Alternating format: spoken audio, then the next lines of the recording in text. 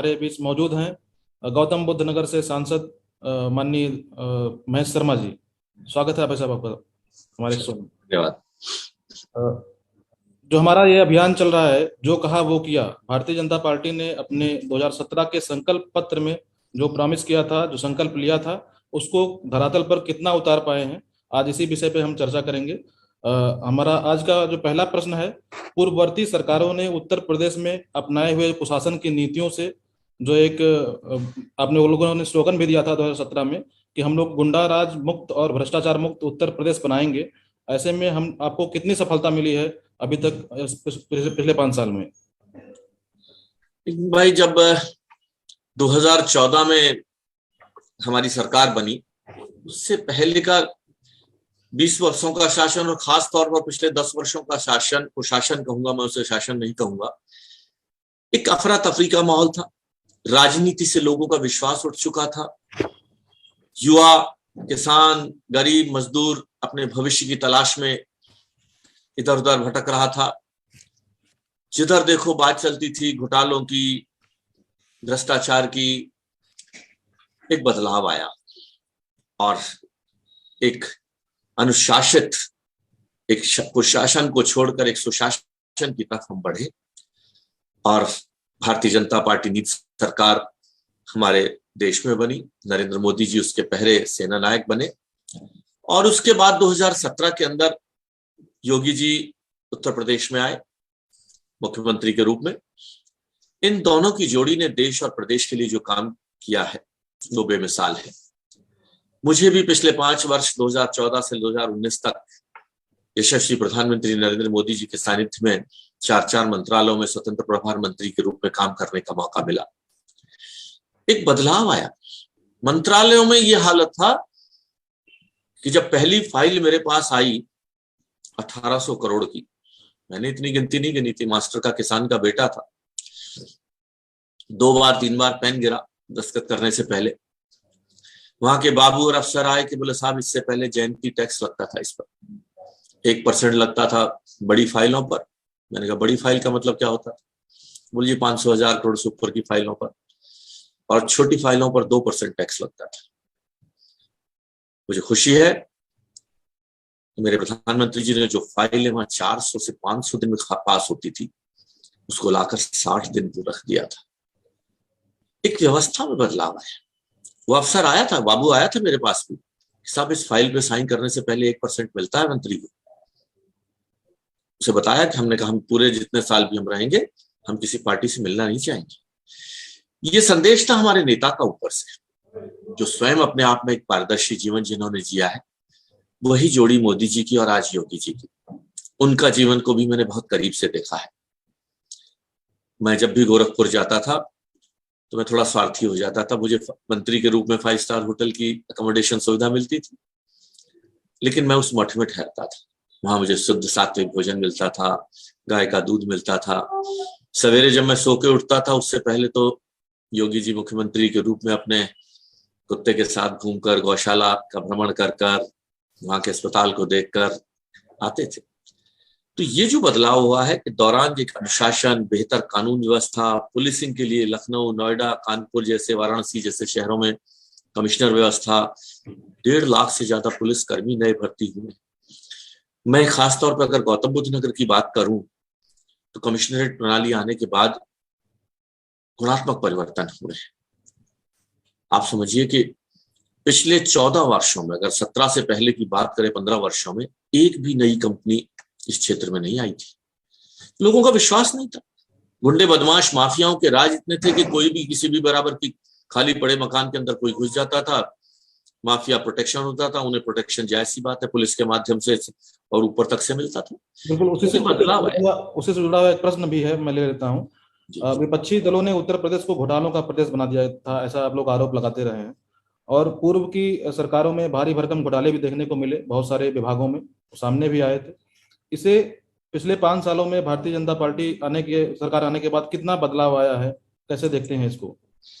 देखिए, जब लीडर बदलता है, मुखिया बदलता है, तो नीचे की सभी व्यवस्था, वही अधिकारी हैं, वही लोग हैं, सब व्यवस्थाएं अपने आप बदलती चली जाती है। उस वक्त तो 2G घोटाला, 3G घोटाला, कोयला घोटाला इतना हो गया था एनआरएच में 5,000 करोड़ का रूरल हेल्थ मिशन में घोटाला, बताइए कोई बात है? मिड डे मील जो गरीब बच्चों के लिए दिया जाने वाला है उसमें घोटाला, दलितों गरीबों के लिए चलाने वाली कल्याणकारी योजनाओं में घोटाला।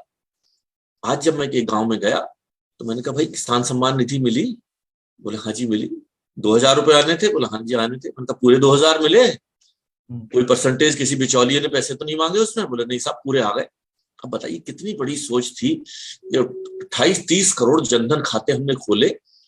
अगर वो खाते ना होते आज हमारे पास, या हम आधार कार्ड हमारे पास 100% लोगों का हमने पूरा किया है, तो डायरेक्ट बेनिफिट ट्रांसफर स्कीम से जो भी गरीबों की योजना थी, चाहे वो मनरेगा थी चाहे वो, तो उनके सबके राशि उनके खातों में सीधे पहुंचने लग गई।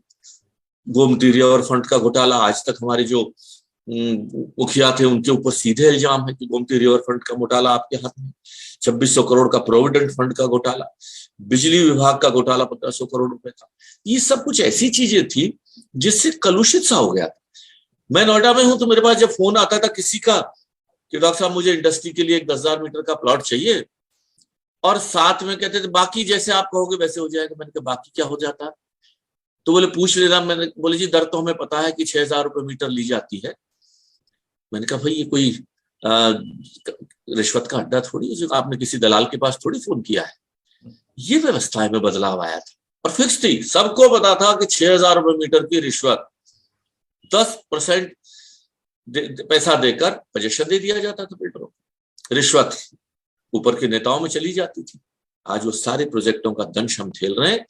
जो मिडिल क्लास फैमिलियां जिन्होंने एक तरफ वो किस्त दे रहे हैं और एक तरफ बैंक का ब्याज भी दे रहे हैं और मकान का किराया भी दे रहे हैं।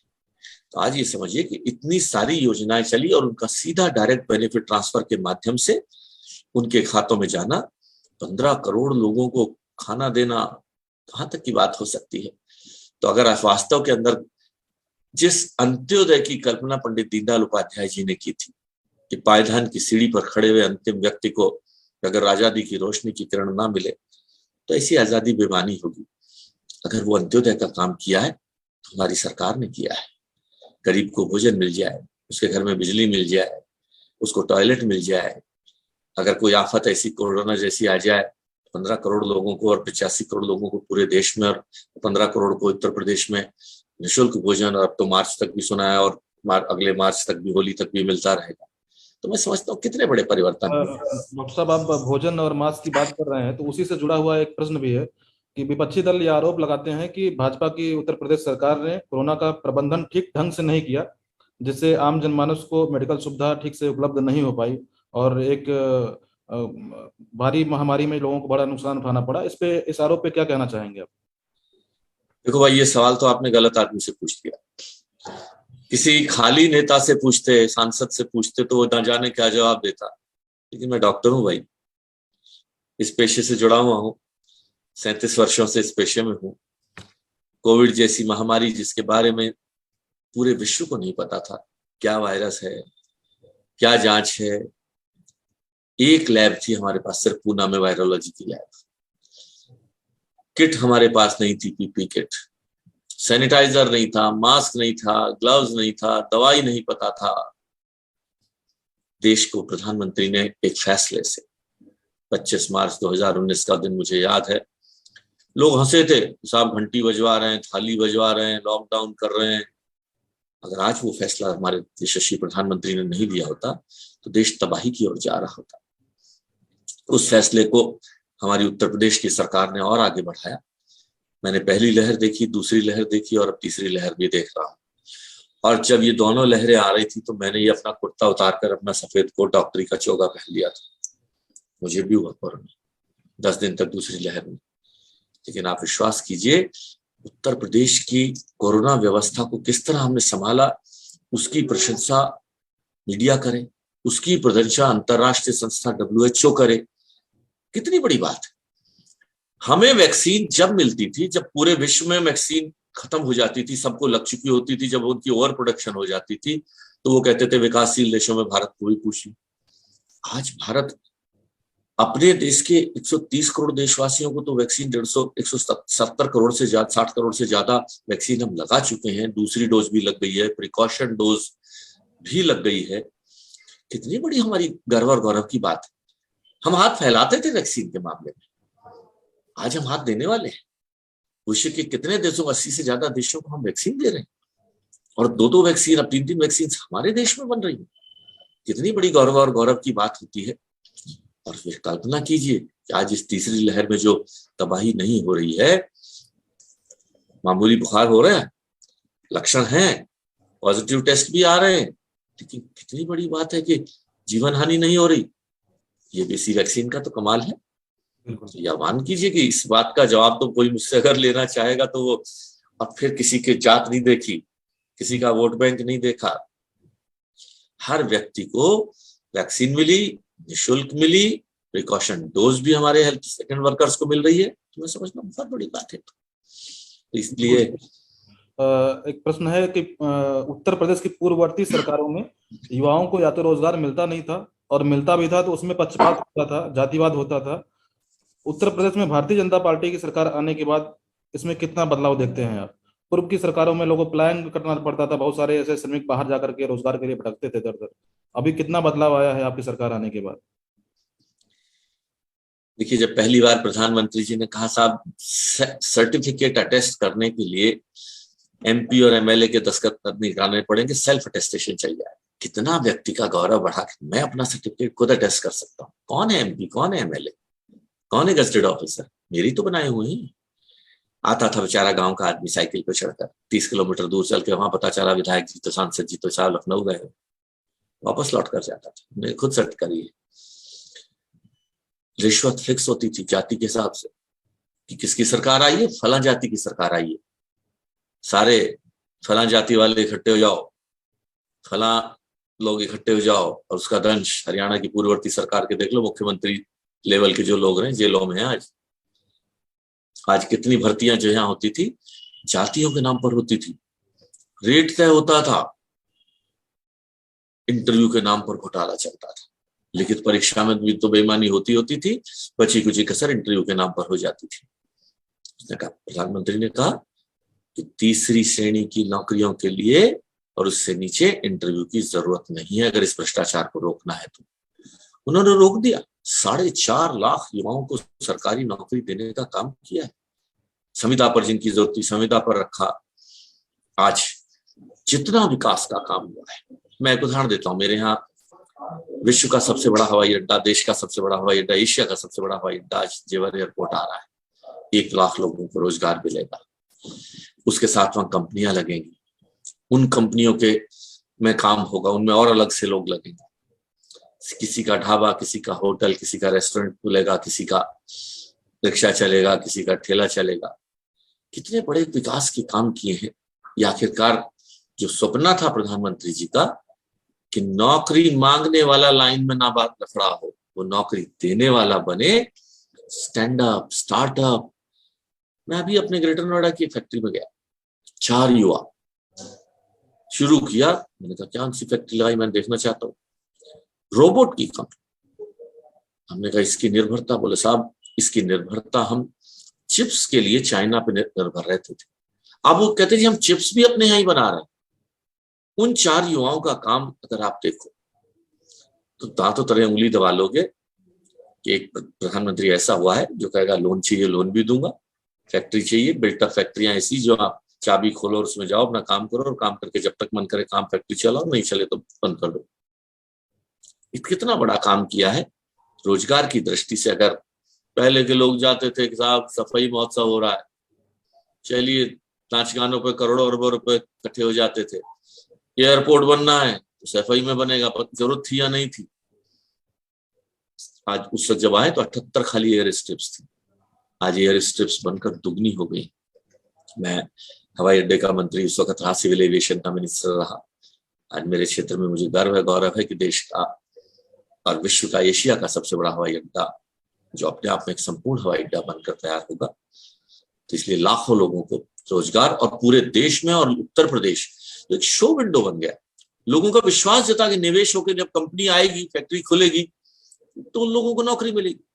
अभी मुख्यमंत्री जी ने आदेश दिया कि 40% नौकरियां जो लोकल बच्चे हैं उनको दी जाएगी फैक्ट्रियों के अंदर। कितने बड़े काम हुए। आप ये तो इसलिए ये कहना कि रोजगार के क्षेत्र में अगर रोजगार का किसी ने वास्तव में सृजन किया है तो मोदी जी और योगी जी की सरकार ने ही किया है। डॉक्टर साहब, 2017 के पहले आप लोग आरोप लगाते रहे हैं कि पूर्ववर्ती सरकारों ने अपने राजनीतिक द्वेष के कारण केंद्र सरकार की जो लोक कल्याणकारी योजनाएं थी उनको धरातल पर नहीं उतरने दिया, उनका लाभ लोगों तक नहीं पहुंचने दिया। तो 2017 के बाद जब आपकी सरकार आई, डबल इंजन की सरकार आई, तो उसको कितना धरातल तक आप ले जा पाए और उन केंद्र की कल्याणकारी योजनाओं का लाभ कितना लोगों तक पहुंचा? देखिए, पहले सरकारें परिवारों की चलती थी, प्राइवेट लिमिटेड कंपनियां चलती थी, धर्म के नाम पर सरकारें चलती थी, जातियों के नाम पर सरकारें चलती थी।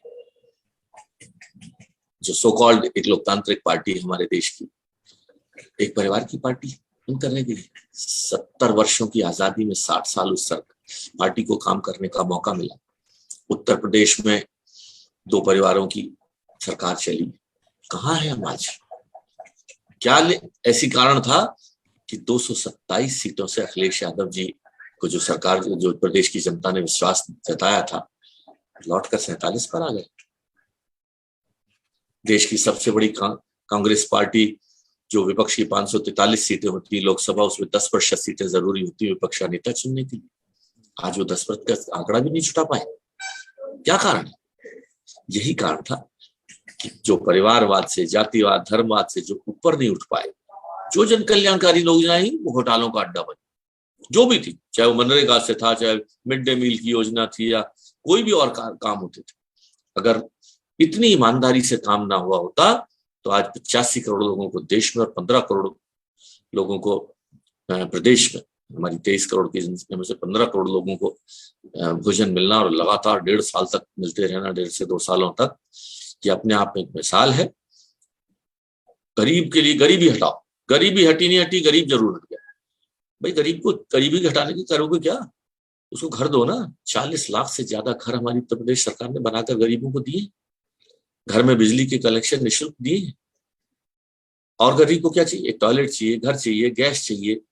आखिरी में हम प्राइवेट डॉक्टर वालों पर इल्जाम लगता था, बस सही है, सच बात है, इस देश की सारी जनता, आधी से ज्यादा जनता प्राइवेट इलाज का बोझ नहीं सह सकती।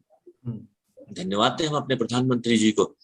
10 करोड़ परिवारों का मतलब 50 करोड़ आबादी, 130 में से 50 करोड़ आबादी, 40% संख्या को निःशुल्क 5 लाख रुपए तक का इलाज। पूरे विश्व में ऐसा कहीं नहीं है जी, पूरे विश्व में। और हमारी जनसंख्या जो हमारी एक ताकत है, हमारी कमजोरी भी है। अमेरिका 30 करोड़ और हम 130 करोड़, समझ लीजिए कितने बड़े साधन। अमेरिका की जनसंख्या की आज तक भी पहली दूसरी डोज भी नहीं लगी यार, कम से कम 30% जनता की, और हम 150 करोड़ 130 करोड़ की आबादी में 150 करोड़ से ऊपर 160 करोड़ तक लगा चुके हैं वैक्सीन। तो ये समझ लीजिए गुजर बसर करने के लिए बिजली, गैस कनेक्शन सब कुछ दिया हमारी सरकार। पिछले 2017 के चुनाव में आप लोगों ने बहुत ही बड़ा मुद्दा एक बनाया था, महिला सुरक्षा का, महिला को सम्मान देने का। उसको लेकर के 2017 के बाद जब आपकी सरकार बनी तो इसमें कितनी सफलता आप लोगों को मिली है? कितनी सुरक्षित महिलाएं अपने आप को महसूस कर रही हैं भारतीय जनता पार्टी की इस सरकार में? देखिए, भारतीय जनता पार्टी को मैं कहता हूं, अगर एक ग्रुप जो हमारा देश की आजादी का आधार,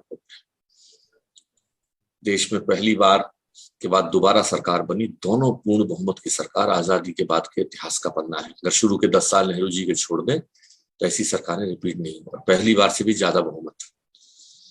इसमें बहुत बड़ा योगदान हमारी माताओं बहनों का रहा है।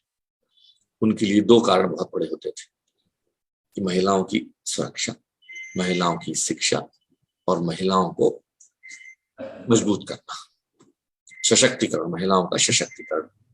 हमारी सरकार ने इन तीनों चीजों पर काम किया है। महिला सुरक्षित स्कूलों में, अगर 8वीं क्लास तक का स्कूल होता था अगर महिला का, स्कूल की लड़कियों का, तो लड़की गांव से नहीं जाती थी शहर की तरफ। उन्हें खतरा था बिटिया वापस आएगी कि नहीं आएगी। मन चले लोग बेईमानी करते थे, मन चले लोग छेड़खानी करते थे, अपहरण होते थे, बलात्कार होते थे, और एक माहौल ऐसा था कि महिलाओं और बच्चों को ना तो माँ बाप भेजना पसंद करते थे, ना महिलाएं और बच्चियां आना चाहती थी स्कूलों के अंदर, कॉलेजों के अंदर, पढ़ ही नहीं पाती थी, नौकरी करना तो दूर की बात होती थी। देश की आधी आबादी अगर देश के विकास में सहभागी नहीं बनेगी, नहीं पढ़ेगी, नहीं नौकरी करेगी, नहीं फैक्ट्री लगाएगी, नहीं काम करेगी, तो कैसे देश चलेगा? आधी आबादी का मतलब 50% कैपेसिटी तो आपकी वैसे ही हो गई। आज हमारी सरकारों ने, प्रधानमंत्री जी और योगी जी के नेतृत्व में, महिला सशक्तिकरण की दिशा में जो काम किए हैं, फास्ट ट्रैक कोर्ट बनाए, 200 से ज्यादा फास्ट ट्रैक कोर्ट बने हैं, मजिस्ट्रेट स्तरीय के कोर्ट बने हैं, अपर सत्र न्यायालय बने हैं, करीबन 1500 से ज्यादा थानों के अंदर महिला हेल्प डेस्क बनी है। रानी लक्ष्मीबाई जो हमारा गौरव थी, जिनके नाम पर महारानी लक्ष्मीबाई बटालियन बनाई गई, और फिर एक यूपी 122 ऐप है जिसके माध्यम से कोई भी महिला अपनी दिक्कत को दर्ज करा सकती है, उसका तुरंत समाधान होगा। तो मैं समझता हूँ कि एक गुंडा राज, भय राज, एक जो पूरे प्रदेश में आज हम जिससे शंकित थे, हम चिंतित थे, आज वो सब खत्म हो चुका है। महिलाएं आगे बढ़ रही हैं और वही महिलाएं हमें जिता भी रही हैं, मोदी जी को और योगी जी को जिताने में।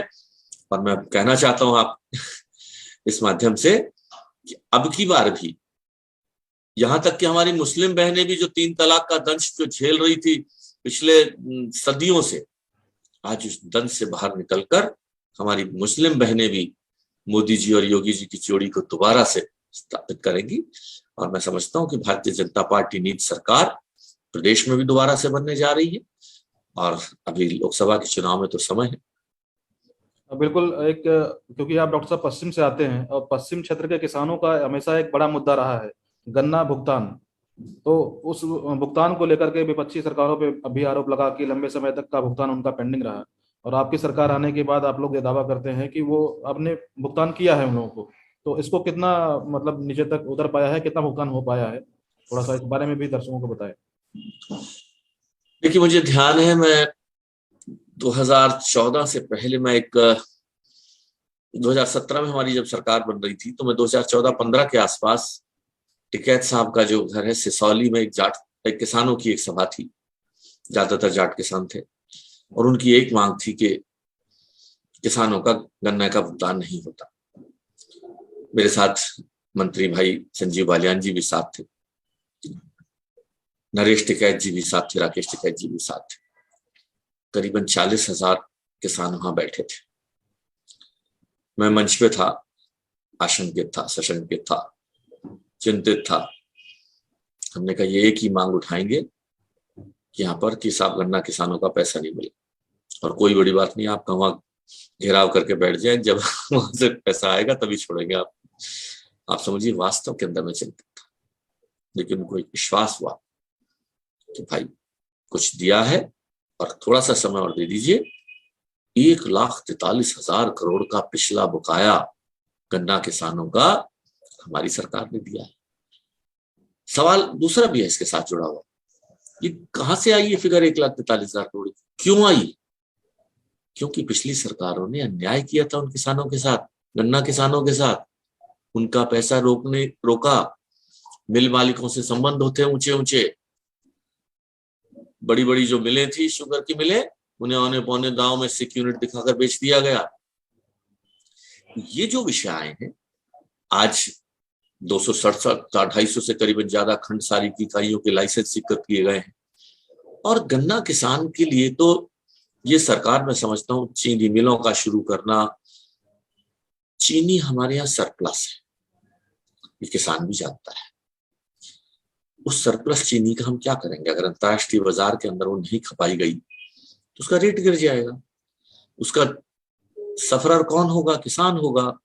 तो हमारी सरकार ने इथेनॉल का उपयोग बढ़ाया 10% तक। आज समझिए कि हमारे मंत्री जी गडकरी साहब टेक्निकल मंत्री भी, 10% तक इथेनॉल अभी पेट्रोल में मिल रहा है। पेट्रोल की कमी देश में, विश्व में होने जा रही है, इसमें कोई दो राय नहीं, क्योंकि प्रकृति में कहीं बनता तो है नहीं, जो हमारी भूगर्भ में है उसका हम इस्तेमाल कर रहे हैं। लेकिन ये कब तक? अब 10%, और इसकी प्लानिंग आगे है कि हम इसको 20% तक ले जाएंगे। कम से कम जो गन्ना किसान के यहाँ जो इथेनॉल पैदा होगा, इथेनॉल बनेगा, इथेनॉल का सबसे बड़ा प्लांट हमारी सरकार ने लगाया। 119 के करीबन चीनी मिलें चली, एक भी चीनी मिल बंद नहीं हुई। करीबन हमारे प्रदेश में 45 लाख के करीबन गन्ना किसान हैं, जिनकी बातों को अगर, और 67 लाख किसान करीबन खेती से जुड़े हुए, उन सब बातों पर हमारी सरकार ने पूरी तरह बात करी। और आज मैं समझता हूँ गन्ना किसान संतुष्ट है। उनका पिछला बकाया किस तरह से खत्म किया हमारी सरकार ने, ये अपने आप में एक मील का पत्थर है। किसानों से ही जुड़ा हुआ एक और प्रश्न है, सिंचाई व्यवस्था को लेकर के। खासकर बुंदेलखंड में बहुत सारी ऐसी परियोजनाएं थी जो वर्षों से लंबित थी। कई परियोजनाएं तो 17, 18, 20 साल से लंबित थी। उन परियोजनाओं को आपकी सरकार ने पूरा किया। और बुंदेलखंड में जो और सिंचाई की समस्याएं लगातार बनी हुई थी, उस पर कितनी सफलता आपको मिली है पिछले 5 साल में? देखिए, जब मैं मंत्री था तो पर्यटन और संस्कृति मंत्री होने के नाते मुझे पूरे देश के अंदर ही घूमने का मौका मिलता था। और जब मैं बुंदेलखंड की तरफ जाता था तो मुझे कष्ट होता था। जैसा पानी पीने के लिए पानी की ट्रेन चल रही है, किसानों की जो वो सूखी भूमि जिसमें देखकर आंसू दे रोता था किसान। सिंचाई के लिए जल का ना होना किसान के लिए इससे बड़ी सजा और क्या हो सकती थी। बारिश पर निर्भर रहता था, बारिश भी थोड़ी बहुत होती थी। हमारी सरकार ने जहां टेक्नोलॉजी का उपयोग किया, वहीं जो हमारे वाटर रिसोर्सेस थे, जो हमारे सिंचाई के लिए बांध थे, और अलग अलग तरह की हर जगह की जरूरतें अलग थी। कहीं पहाड़ी बांध चाहिए था, कहीं और तरह के बांध चाहिए थे। बांध सागर परियोजना जो 45-46 सालों से रुकी पड़ी थी, उसको हमारी सरकार ने पूरा किया। और बेहतर सिंचाई और कृषि उपज लेने के लिए किसानों के लिए फसल बीमा योजना से लेकर आज सॉइल टेस्ट से सॉइल कार्ड उन्होंने दिए। और सबसे बड़ा जो स्प्रिंकलर सिस्टम और सिंचाई के चीजों में जो तकनीकी जो गुना किया, तो उससे उतने ही पानी से हम लगभग 3 गुना फसल को अपनी को सिंचित कर सके। करीबन 2.5 लाख से ज्यादा स्प्रिंकलर सेट का वितरण किया। सोलर पंप्स लगाए, सोलर पंप्स के माध्यम से उस पर सब्सिडी दी, कुछ को निःशुल्क भी दिया। जो सरकारी नलकूप फेल हो चुके थे उनको दोबारा से रीबोर कराया गया।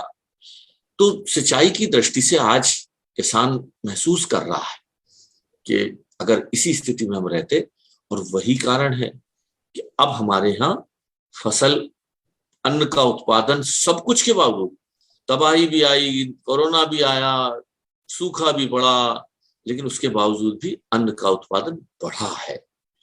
इसका मतलब हमारी सिंचाई की दृष्टि से हमारा क्षेत्र बढ़ा है। 3,77,000 हेक्टेयर क्षेत्र हमारा सिंचाई क्षेत्र के अंदर बढ़ा है। तो ये अपने आप में उदाहरण है कि हम सिंचाई के लिए हम लोग बड़ी मजबूती से काम कर रहे हैं। एक पूर्ववर्ती सरकारों पे एक आरोप लगता रहा है कि जो सांस्कृतिक विरासत रही है हमारी, जो हिंदू आस्था के साथ उन्होंने राजनीतिक खिलवाड़ हमेशा किया। चाहे वो उस समय की जो भी कांवड़ यात्रा निकलती थी या कुछ इस तरह के जो भी परिक्रमा होती थी, उस पर लगातार वो रोक लगाते रहते थे। तो आपकी सरकार आने के बाद उन विरासत को या उन चीजों को आगे बढ़ाने के लिए क्या क्या कदम उठाए गए और कितना सफलता मिली है उसमें? देखिए, मैं लगभग 4 वर्ष तक संस्कृति और पर्यटन मंत्री रहा भारत सरकार का। पर्यटन जो हमारी देश की जीडीपी का करीबन 6.8% राशि पर्यटन की के माध्यम से आती है। प्रधानमंत्री जी ने इस ताकत को पहचाना। विश्व का पर्यटन गिरा, लौट कर आ गया एवरेज 4.6% पर।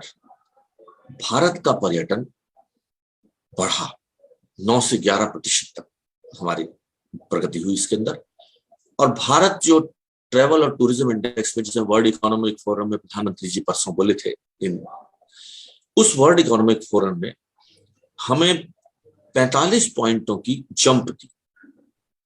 हम जहां 100 या पीछे 45 पॉइंट्स हम ऊपर जंप गए। जब पूरा विश्व टूरिज्म के माध्यम से नीचे जा रहा था, हम ऊपर आ रहे थे। प्रधानमंत्री जी ने कहा कि हम इसको धार्मिक टूरिज्म के माध्यम से, ये हमारी सरकार थी जिन्होंने Buddha circuit, Krishna circuit, Ramayan circuit, Mahabharat circuit, Jain circuit और सूफी सर्किट के नाम से हम लोगों ने टूरिज्म, मैं पहला व्यक्ति था जब मैं इलाहाबाद गया, जब मैं अयोध्या गया तो मैं रामायण सर्किट के माध्यम से 200 करोड़ रुपए की राशि जारी कर आए थे, जिससे रामायण से अयोध्या, चित्रकूट और ये सारी चीजें सब कनेक्ट हो जाए। बुद्धा सर्किट के नाम से पर्यटन शुरू हुआ।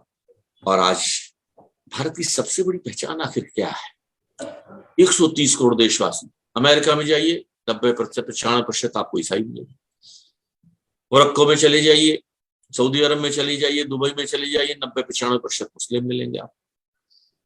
भारत 24 तो समान्य भाषा, 120 के करीबन भाषाएं हमारे यहाँ। हर 50-100 किलोमीटर पर धर्म बदल जाता है, जाति बदल जाती है, खान पान बदल जाता है, कपड़ा बदल जाता है, पहनावा बदल जाता है।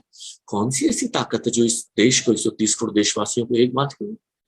हमारी संस्कृति तो है। तो जब प्रधानमंत्री जी ने मुझे 3 मंत्रालय शुरू में दिए थे, संस्कृति, पर्यटन और नागरिक उड्डयन, मैंने पूछा तो मैंने कहा साहब मैं तो डॉक्टर आदमी हूं, मुझे क्या सोच के, मैं तो ज्यादा से ज्यादा पहली बार के सांसद को मंत्री पद मिलने की संभावना नहीं थी।